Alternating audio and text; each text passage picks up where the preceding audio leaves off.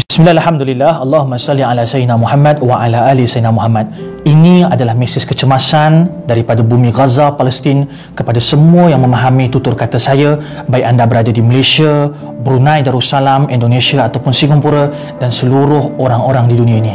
Sahabat-sahabat, bermula dengan sebuah artikel ditulis oleh David Hughes, seorang jurnalis daripada Middle East Eye yang telah dipetik oleh Al Jazeera tentang keadaan COVID-19 yang berada di Palestin, Gaza. David Hughes mengatakan bahawa di Gaza hanya ada 40 ward ICU yang beroperasi, sedangkan sekarang sahabat-sahabat di Gaza ada 10 orang yang berhadapan dengan penyakit COVID-19 dan di Palestin ada seramai 110 orang.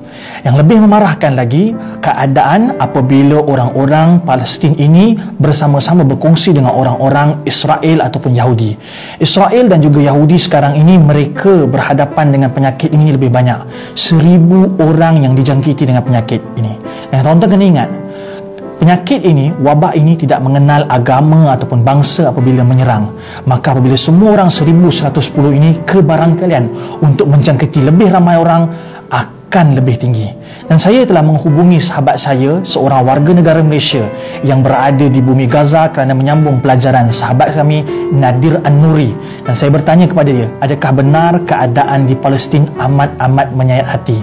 Dan ini 5 perkara yang perlu kita faham keadaan COVID-19 di bumi Palestin. Yang pertama, kekurangan perubatan dan pakar kesihatan. Ini tidak dapat dinafikan. Seperti mana laporan menyatakan tadi bahawa ada 40 ward ICU. Dan 40 ward ICU ini, sahabat-sahabat, bukan digunakan hanya untuk orang yang terkena wabak COVID-19, tetapi untuk mangsa perang dan juga untuk mereka yang mempunyai penyakit kronik seperti jantung, darah tinggi dan diabetes. Sahabat-sahabat, kos perubatan yang sangat tinggi dan kekurangan peralatan. Bayangkan negara Malaysia yang mempunyai ekonomi yang kuat dan juga mempunyai peralatan kesihatan yang ampuh juga tidak dapat menampung kesihatan rakyat Malaysia. Bayangkan mereka di sana dengan kerajaan yang lemah, dengan banyaknya musuh, mereka sangat-sangat kritikal dan memerlukan bantuan kita. Maka kita harapkan ada bantuan daripada PBB, ada bantuan daripada kerajaan kita, ada bantuan daripada kita semua untuk mereka dapat bantuan 5 perkara ini. Yang pertama, berkaitan dengan peralatan kesihatan. Yang kedua, Nadir An-Nuri beritahu pada kami bukan sahaja isu perubatan dan kesihatan, tetapi impak daripada COVID-19, isu kebuluran. Seperti mana kita tahu, kita yang sedang duduk dalam PKP, duduk dalam kuarantin ni pun, kita rasa azabnya apabila tak boleh makan makanan yang enak dan sedap.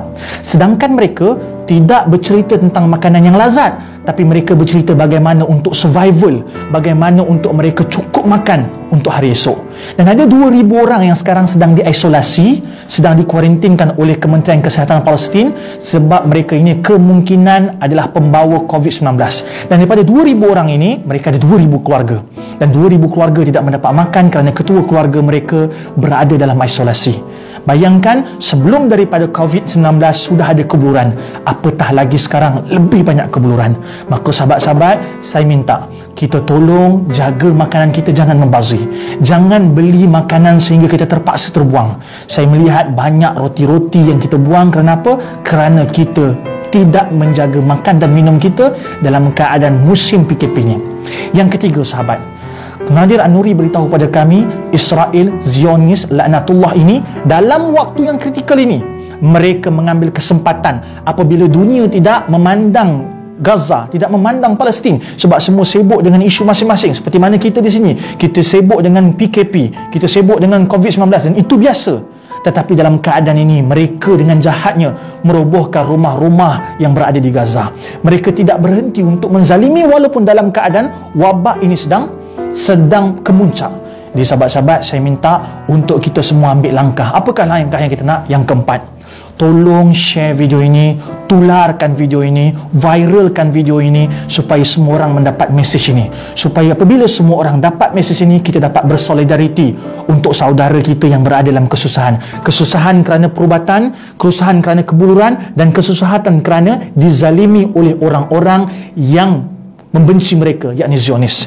Maka viralkan cerita ini, viralkan video ini kepada semua orang agar mereka mengetahui cerita ini. Apabila setelah viral, mari kita bersolidariti dengan mendoakan mereka. Jangan lupa doakan negara kita, jangan lupa doakan Nusantara ini, Malaysia, Indonesia dan semua orang agar selamat pada wabak. Tapi jangan lupakan doakan saudara se-Islam kita yang jauh di sana, yakni Palestin. Yang kelima sahabat, saya telah berhubung dengan Nadir An-Nuri untuk kita mengumpulkan bantuan. Alhamdulillah, kerajaan Malaysia membantu kita dengan banyak macam bantuan, daripada segi bantuan prihatin nasional dan juga kita dibantu oleh NGO. Banyak makanan yang sampai kepada kita. Alhamdulillah, ini suatu yang sangat baik untuk negara kita. Maka tugas kita untuk membantu mereka.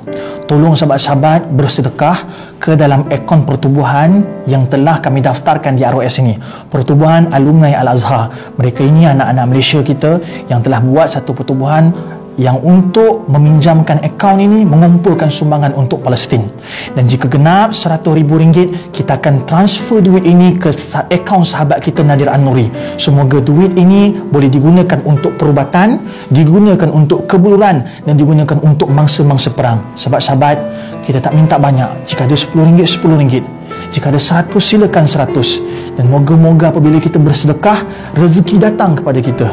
Kena ingat, rezeki itu bukan sahaja duit, tetapi kesihatan tubuh badan itu rezeki. Nabi SAW telah bersabda dan berpesan kepada kita, la yu'minu ahadukum, tidak sempurna iman seseorang mukmin apabila dia mencintai saudaranya mukmin yang lain seperti mana mencintai dirinya. Maka inilah waktu di mana untuk kita tunjukkan bahawa kita ini sempurna iman. Maka bersedekah niat kepada saudara kita yang berada di Palestin dan moga-moga mereka selamat. Sahabat-sahabat, seperti mana pesan para ulama bahawa orang yang bersedekah mendapat pahala, mendapat kemuliaan, mendapat syurga. Dan yang kita hari ini mengharapkan dijauhkan daripada wabak, bencana dan penyakit atas berkat sedekah. Sedekahlah sahabat-sahabat, apa jua jumlahnya kami terima. Jika ada dermawan di luar sana yang mahu menerima RM100,000, tafadhal sahabat. Dan kalau mampu kita bagi lebih, kita bagi lebih. InsyaAllah kami mengharapkan video ini sampai ke setiap hati rakyat Malaysia tanpa kira agama dan bangsa. InsyaAllah.